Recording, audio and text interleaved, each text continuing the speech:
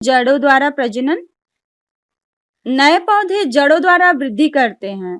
मूली, गाजर, शकरकंद, शलजम आदि पौधे की जड़ें, इनको गांठदार जड़ें भी कहा जाता है। यदि इन जड़ों को मृदा में लगाएं और इनको पर्याप्त मात्रा में जल और प्रकाश दिया जाए तो ये जड़ें नए पौधे उत्पन्न कर सकती हैं। तनों द्वारा प्रजनन। नए पौधे तने द्वारा भी वृद्धि करते हैं, जैसे आलू, अदरक, प्याज, केला, गन्ना, गुलाब आदि भूमिगत तने हैं।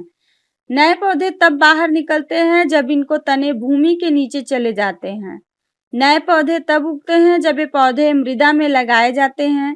एक कलियों के भाग होते हैं जो नए पौधों में वृद्धि करते हैं। प्रत्येक कली नए पौधों में वृद्धि करती है। प्याज को सल्ख कहा जाता है। तने के कटे हुए भाग से प्रजनन। बच्चों, गुलाब का फूल देखे हैं, गुलाब का पेड़, हम लोग गुलाब की जो डाली लगाते हैं वो उसका तना होता है। तो यहाँ तने, गुलाब, गन्ना, ये सब छोटा छोटा काट के लगाया जाता है, तो ये उसका तना होता है। इस विधि को तने द्वारा प्रजनन कहते हैं। पत्तियों द्वारा प्रजनन। बायोफिल्म पौधे पत्तियों से प्रजनन करते हैं। ब्रायोफिल्म पत्ती के किनारे पर कलियां उग जाती हैं। ये कलियां नए पौधों में विकसित होती हैं। प्रत्येक नए पौधे छोटी छोटी पत्तियां और जड़ों के गुच्छों के रूप में उपजाते हैं। बीजाणुओं द्वारा प्रजनन। कुछ पौधे जैसे कुकुरमुत्ता, काई बीजाणुओं द्वारा प्रजनन करते हैं। ये तने, जड़ों, पत्तियों और बीजों द्वारा प्रजनन नहीं करते। ये छोटे बीजाणुओं द्वारा उत्पन्न होते हैं। बीजाणु बहुत छोटे बीज जैसी संरचना है। इनके प्रत्येक बीजाणु नए पौधे के रूप में विकास कर सकते हैं। फूलों से पौधे बनते हैं। फूल पौधों का आकर्षित, सुंदर और रंग बिरंगा भाग होता है। यह पौधों का प्रजनन भाग होता है। फूलों में प्रजनन। फूल के मुख्य रूप से 4 भाग होते हैं: बाह्य दल, दलपुंज, पुंकेसर, स्त्री केसर। देखेंगे बाह्य दल। बाह्य दल में फूलों की प्रारंभिक संरचना की तरह हरी पत्तियां होती हैं।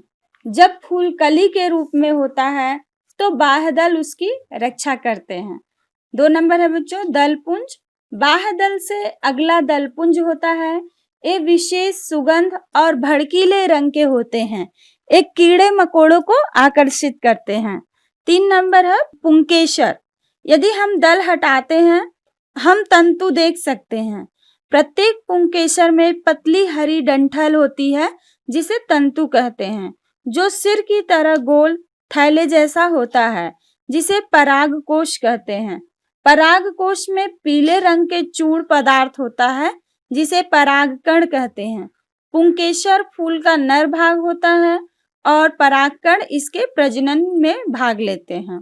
4 नंबर है बच्चों, पिस्टिल और कार्पेल।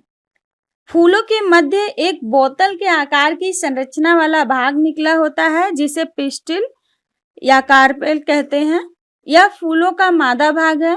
यह 3 भागों में बटा रहता है: वृत्तिकाग्र, वृत्तिका, अंडाशय। पिस्टिल का ऊपरी चिपचिपा भाग वृत्तिकाग्र है। लंबे धागे नुमा संरचना जो वृत्तिकाग्र को अंडाशय से जोड़ती है वृत्तिका कहलाती है। पिस्टिल के नीचा का उभरा हुआ भाग अंडाशय कहलाता है। अंडाशय में अंडों के आकार के छोटे छोटे अंडे होते हैं जिसे बीजांड कहते हैं। अंडाशय से फल और बीजों से बीजांड बनते हैं। अब हम लोग जानेंगे बच्चों बीजों और फलों का निर्माण। कीट फूलों के द्वारा आकर्षित होते हैं और उनका रस इकट्ठा करते हैं। जब कीट फूलों पर बैठते हैं तो इनके शरीर और पैरों पर परागकण चिपक जाते हैं। जब वे दूसरे फूलों से अमृत चूसने के लिए जाते हैं, उनके शरीर पर उपस्थित पराग इन फूलों में जमा वृत्तिकाग्र में से मिल जाते हैं। परागकोश से वृत्तिकाग्र में परागकण के स्थानांतरण की इस विधि को परागण कहते हैं। जब परागण ठीक से सफल हो जाता है, एक पतली नली जिसे पराग नलिका कहते हैं, पिस्टिल के द्वारा परागकण से वृद्धि करते हैं। पराग नलिका नर कोशिकाओं को ले जाती है। यह बीजांड तक पहुंचते हुए वृद्धि करती है और इसमें प्रवेश करते हैं। ये नर कोशिकाएं अंडाशय में प्रवेश करते हैं और युग्मज में जाकर मिल जाते हैं। इस प्रक्रिया को निषेचन कहते हैं। अब हम लोग पढ़ जानेंगे बच्चों बीज निर्माण। युग्मनज के निर्माण के बाद दल और बाह्य दल और पुंकेसर मुरझा जाते हैं और इनका ह्रास होने लगता है। अक्सर वृत्तिका और वृत्तिकार्ग का ह्रास होने लगता है। केवल अंडाशय बचता है। अंडाशय में बीजांड भोजन भेजते हैं और युग्मज इस भोजन को ग्रहण करता है और कोशिका में विभाजन के द्वारा वृद्धि करता है। समय पर यह भ्रूण हो जाता है और इसी बीच बीजांड कठोर परत में विकसित हो जाता है। फिर अंडाज बीज में विकसित हो जाता है।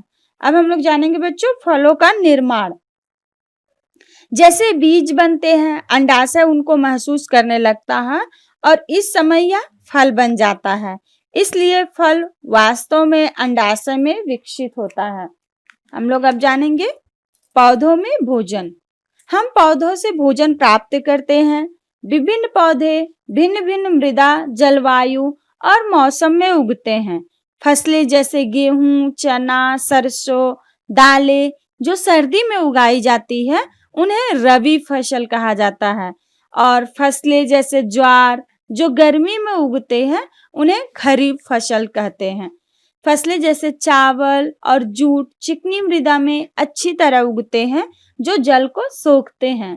अधिकतर चावल पश्चिमी बंगाल में चारों तरफ उगाए जाते हैं। गेहूं पंजाब और उत्तर प्रदेश की रेतीली मृदा में अच्छे से उगाए जाते हैं। फसलें जैसे मूंगफली और कॉटन काली मिट्टी में उगाई जाती है। नारियल के पेड़ समुद्री क्षेत्र में उगते हैं। चाय के पौधे को नम मृदा की आवश्यकता होती है और ये पहाड़ी ढालू क्षेत्र में जैसे असम, दार्जिलिंग और नीलगिरी की पहाड़ियों में उगती हैं। सब्जियां जैसे बैगन, अरबी, भिंडी, कद्दू गर्म जलवायु में उगते हैं। ये सब्जियां गर्मियों के में मैदानी भागों में भी उगती है। दूसरी सब्जियां जैसे गाजर, सलजम, मूली, सेम और मटर सर्दियों के दौरान मैदानी भागों में और गर्मियों के दौरान पहाड़ी क्षेत्रों में उगते हैं। अब हम लोग जानेंगे बच्चों स्वस्थ फसलें उगाना। भोजन उत्पादकता और अच्छी व स्वस्थ फसलें की मात्रा को बढ़ाने के क्रम में पहला है हमें अच्छे बीज बोने के लिए स्वस्थ बीज होने चाहिए। एक फसल के बाद मृदा को जोतना चाहिए। सही तरह से कृत्रिम खाद का प्रयोग करना चाहिए। फसल को चराने वाले जंतुओं और कीड़ों से बचाना चाहिए। कीटनाशी जीवनाशी रसायनों को खड़ी हुई फसलों पर छिड़कना चाहिए। बड़े जंतुओं को दीवारों द्वारा दूर रखा जा सकता है। कटने वाली फसलों को चूहे, छछूंदर, गिलहरी और कीड़े मकोड़ों से दूर रखना चाहिए। अनाज नमी से बचाने के लिए वायुरोधी बर्तन में संचित करना चाहिए। अब आगे बच्चों आप लोगों को इसका क्वेश्चन आंसर लिखाया जा रहा है। आप लोग उसको सुंदर राइटिंग से लिखिएगा और याद करिएगा।